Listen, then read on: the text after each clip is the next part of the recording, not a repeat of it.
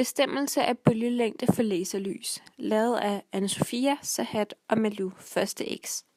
Vi har forsøgt at finde bølgelængden på et laserlys ved at fastgøre det til et stativ på en optisk bænk og sende lyset igennem et gitter fastgjort på den samme optiske bænk, som så deler laseren, og projektere lyset op på en hvid skærm.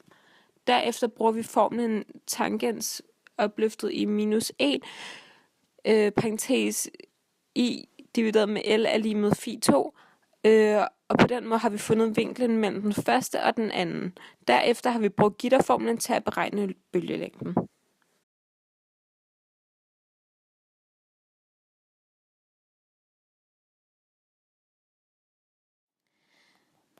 Det første gitter havde 300 streger per millimeter, det vil altså sige 0,0000333 meter mellem hver streg. Vi fastgjorde den på den optiske bænk 10 cm væk fra den hvide skærm. Vi målte derefter afstanden mellem 0. og 2. orden på den hvide skærm, som her var 4,5 cm. Derefter brugte vi formlen tangens i minus første til lille l divideret i store L er lig med phi 2. Med vores resultater blev det så altså tangens i minus første til 4,5 divideret i 10 er lig med phi 2, og fik resultatet 24,2, hvilket vil sige, at vinklen phi 2 er lig med 24,2 grader. Nu kender vi vinklen phi og kan derfor bruge gitterformlen til at beregne bølgelængden. Gitterformlen lyder som sagt d gange sinus til phi 2 divideret i 2. Med vores resultater lyder formlen så 0,0000333 gange sinus til 24,2 divideret i 2, hvilket så giver 0,000006825 meter, og det ganger vi så i 1 milliard for at få det i nanometer, hvilket så er 682.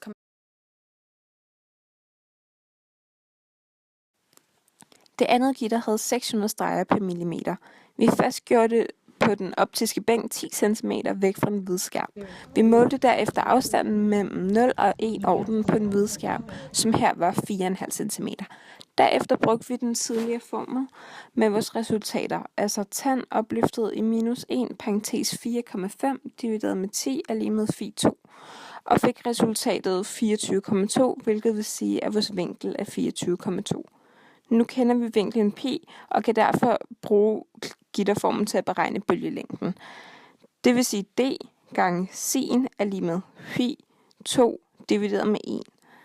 Dette giver 0,0000166 gange sin, parentes 24,2 divideret med 1 er lige med 0,0000068 mm. Altså derfor er den 680.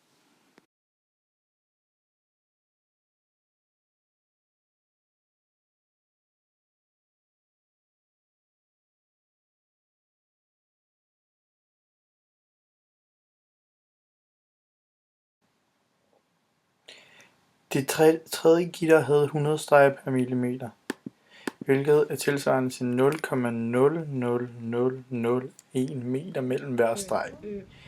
Vi fastgjorde den på den optiske bænk 14,5 cm væk fra den hvide skærm. Vi målte derefter afstanden mellem 0 og 2 orden på den hvide skærm, som her var 2 cm. Derefter brugte vi formlen tangens opløftet i minus 1, parentes i divideret med L, luk parentes, som er lig med phi 2.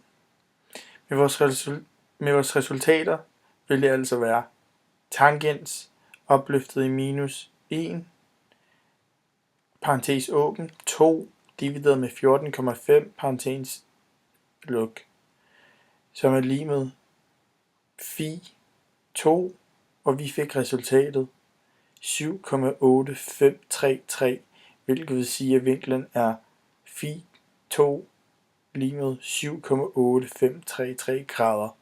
Nu kender vi vinklen phi og kan derfor bruge gitterformlen til at beregne bølgelængden, som er d gange sinus i phi 2 divideret med 2.